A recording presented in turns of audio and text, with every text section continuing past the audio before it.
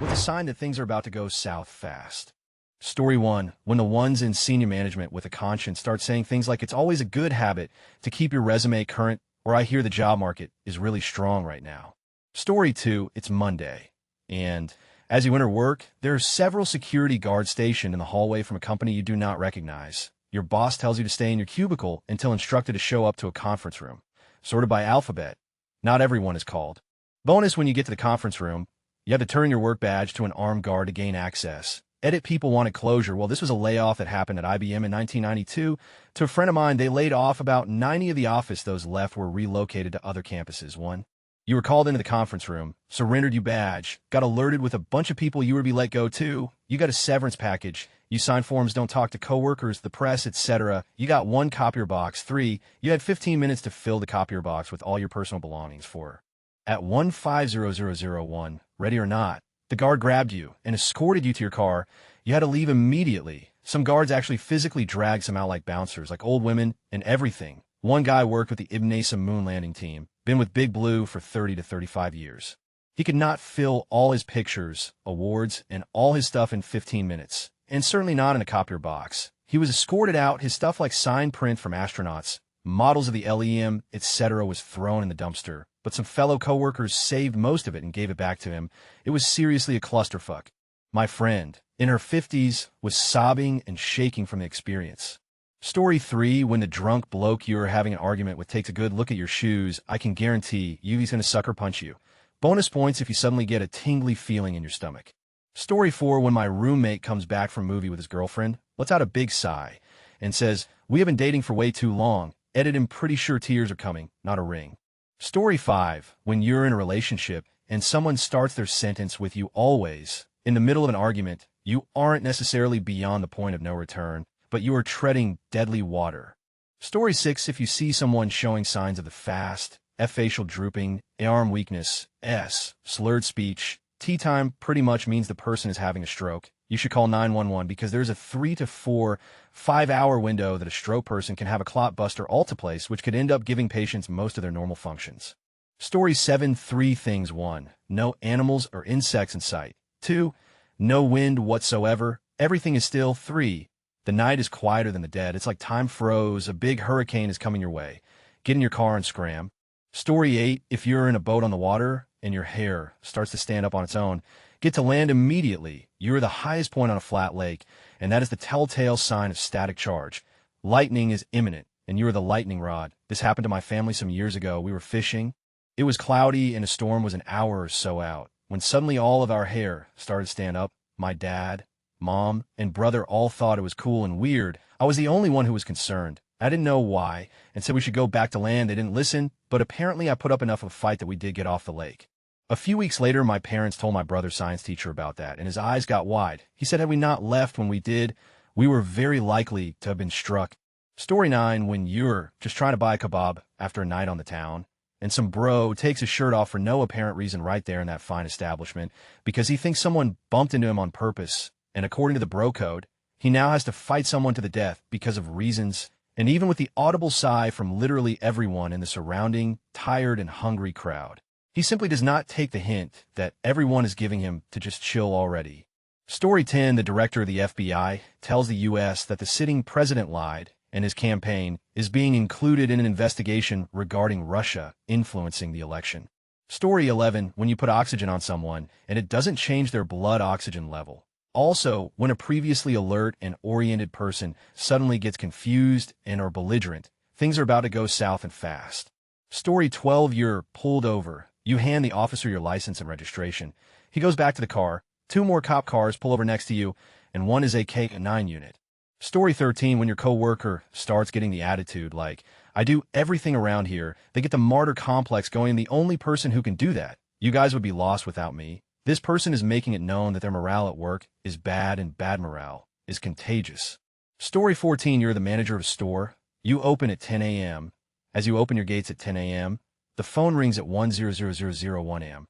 You pick up the phone, and before you being your usual spiel, thank you for calling Superstore Onel. The caller starts with the word, look. Story 15. When your teacher has a smug look on their face and says, put away your notes, class. You can look around the room and see the fear in our eyes because nobody has studied for a pop quiz or if you hear a loud, obnoxious voice behind you saying, "Oh my God, IS that you, ITS been such a long time." Story 16, an angry person starts saying, "If you don't," or "I swear I'm about to," they are warning you to back off. They're about to lose their temper. The locals start evacuating, warning you, panicking. More and more things about a certain person annoy you. Like each time you meet, it's like there's more things you find. "We need to talk, and I talk you to please call me now." 15 missed call from parent voices getting louder and louder and louder. Alternatively, when a previously loud person gets suddenly silento and laugh at your joke. Story 17, I think it was Dimitri Martin that said something like adults aren't allowed to climb trees. If you see some kids in a tree, you don't think twice, but if you see adults in a tree, you think, I don't know what's going on here, but I need to get in a tree now. Story 18, when the angry guy who got kicked out of the party goes out to his car and then walks back in all calm. Get the out cause he's going to start shooting. Story 19, conspicuous overconsumption. The housing bubble was the most recent example of this, people getting into mortgages and houses they couldn't afford. The dot-com bust before that was rife with startups that slung money like Elvis slung pink convertibles. Story 20, as a nurse healthcare professional, when your patient tells you that something just feels wrong, they feel like they're gonna die, etc. Shit's about to go south fast. Case in point, my little old lady patient called me into her room the other night and said that she was nervous and needed to pray, then proceeded to do the sign of the cross. I noped out of there so fast and called her doctor to tell her they needed to see her now. Sure enough, she coded about 15 minutes later. Story 21, watching my pregnant patient's fetal heart strip. Baby's heart rate keeps dropping for prolonged periods of time, turning mom from side to side not helping, opening up 4 lines not helping, oxygen not helping. You're going to have a stat C-section and bad baby. Also, mom delivers baby. Blood is pouring out and not stopping. She's hemorrhaging. Massage uterus. Uterus is supposed to be hard so it bleeds less, still smushy and not firm. Still pouring blood. Out of vagina, get emergency meds. Give shots of medicine as per doctor. Mom's blood pressure is dropping. Pulse is raising. Her BP is 8,040 and pulse 150 BPM. Hypovolemic shock, she's passed out, not responding. Doctor is up her to elbows inside the patient's uterus, pulling out blood clots the size of oranges. Manual removal of anything inside the uterus. Doctor says to start a second line and prep in, or patient needs a blood transfusion and needs to get rushed or for DC. Yep, we got a problem. Labor delivery nurse edited for clarity. Second part was from a couple days ago. Yes, she lived. Story 22, you were at a showing of an art show with your boss. You've been trying to impress him for a while, but you know your boss doesn't like him. He asks everyone else to walk away so he can talk to you alone. You're excited. Maybe this is about something important. Maybe there's a promotion in your future. Your boss has already told you he doesn't want you for the position, but you know that if your boss tells him to do it, he'll have to. He tells you to sit down, so you sit in the chair next to his. He beckons you closer, and you lean forward in anticipation. He murmurs, "Did you ever hear the tale of Darth Plagueis the Wise?" Story 23, when a particular minority group starts getting called dirty or is compared to vermin by a major political party. That's the first stage of dehumanization on the path leading to mass atrocities like genocide. Story 24, when the weather starts getting colder, and you look up to the sky only to see a large flock of birds that happen to be traveling on one specific direction. Story 25, when your grandmother, who's been living with stage 4 cancer for the past 2 months, says she realizes the pain will be ending soon because her oncologist at this point isn't sugarcoating how long she has anymore. The fact she also says she's tired of hurting and ready for the hurting to stop cements the reality of the fragility of life and how important simply treasuring other people is. Love as much and as hard as you can. Sincerely, a sad grandson. Story 26, when you're out drinking with your buddies and you run into a girl that had history with 2 of the guys. Saturday night for us reached south in record time. Story 27, you're in a bar. Some guy looking crazy comes in the door. He looks around and locks his eye on a couple and yells, "What the are you doing with my wife?" Story 28-1.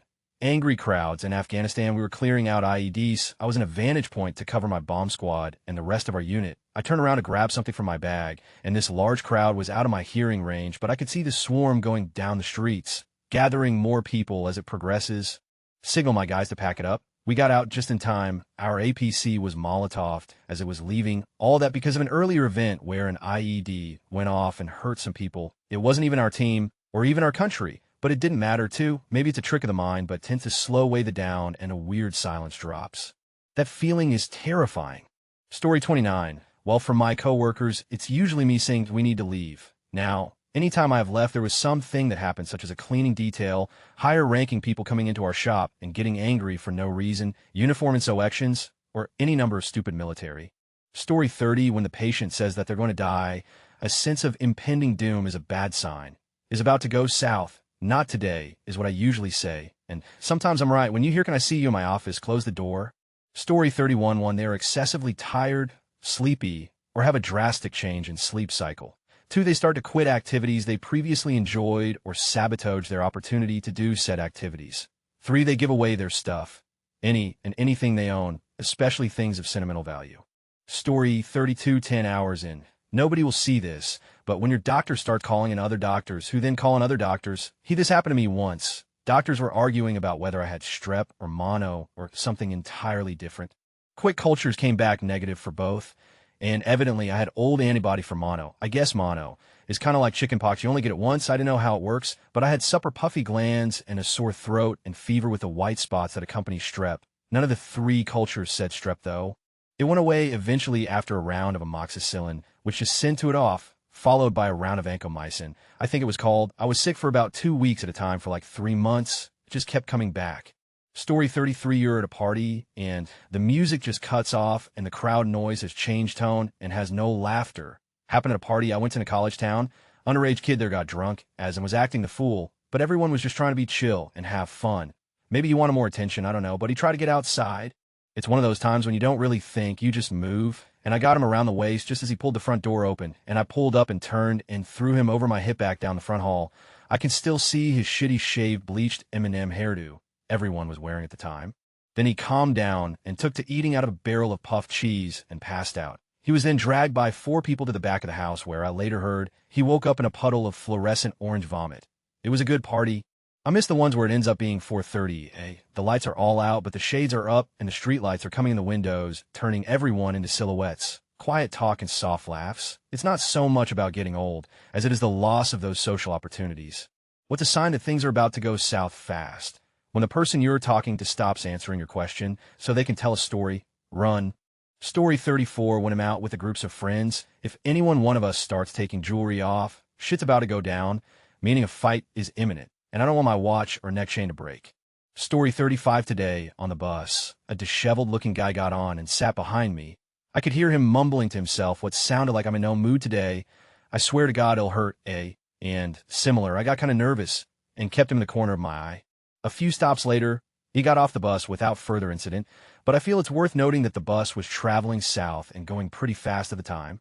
Story 36, when you're driving, cranking tunes on the radio, and suddenly it stops. You change radio stations and it works, but when you go back to the first one, nothing. You turn up the volume to hear nothing. No static, nothing. You switch stations and you get more. Nothing. Story 37, you're walking in the woods. There's no one around, and your phone is dead. Out of the corner of your eye, you spot him. Shia LaBeouf. Story 38, working in accounting, trying to collect on invoices from a large company. And after several unanswered calls and emails, I received this emailed reply management. And the board had been working to complete a transaction for months that would have been financially transformative to the company. Unfortunately, the negotiations recently broke down. We cannot share any more at this time as we work through other alternatives. Once our path becomes clear, we can provide you an update. We apologize for any inconvenience this may cause, and please feel free to contact XXX, VP of Finance, at XXXXXXX if you need further information at this time. That language made me jump out of my chair, call an immediate meeting, and place a block and hold on all of their accounts. We had a service tech performing work on one of their sites who we immediately called back to the office. That is Chapter 11 bankruptcy speak. They filed later that day. Story 39, when people feel a distinct, sharp, tearing pain in their lower chest, upper abdominal area, especially following physical trauma like a car crash. What seems to be the problem? You ask, well, nothing, just a possible aortic dissection aneurysm. For those who don't know, the aorta is your botus largest artery. If that thing gets a leak, it would be like pouring your blood supply into your abdominal cavity through a hose. Not pretty. Story 40, when I check to see how much heroin I have left, and it's not enough to make it through the next day, and my bank account has $12 in it. Shit's about to get ugly. Story 41, when your boss dodges you and just starts moving all his warehouse stock to an undisclosed location, and when Ask says all good, just getting ready for audit, We've too much stock. Week later, the company goes bankrupt. In the morning, you had plans. You had a job. Afternoon, you're unemployed and beyond words. 15 years working for that. And not even a heads up. You boss. When as a kid, you hear your mother yell your full name. Story 42 people, usually younger city people, pointing cameras around without anything obviously worth recording. Look at CCTV footage of flash mob gang attacks, and there are almost always people in place before the gang shows up to record it. Pay attention to where the cameras are pointed. Groups of friends will be recording each other. The bad people will be recording you and other strangers. Story 43, so you're at work and going through the usual long to-do list of stuff. Only this day, you actually manage to get to the end of it, and you look up and look around, but there's simply nothing else that needs doing. I've learned over the years to start looking for another job when that happens.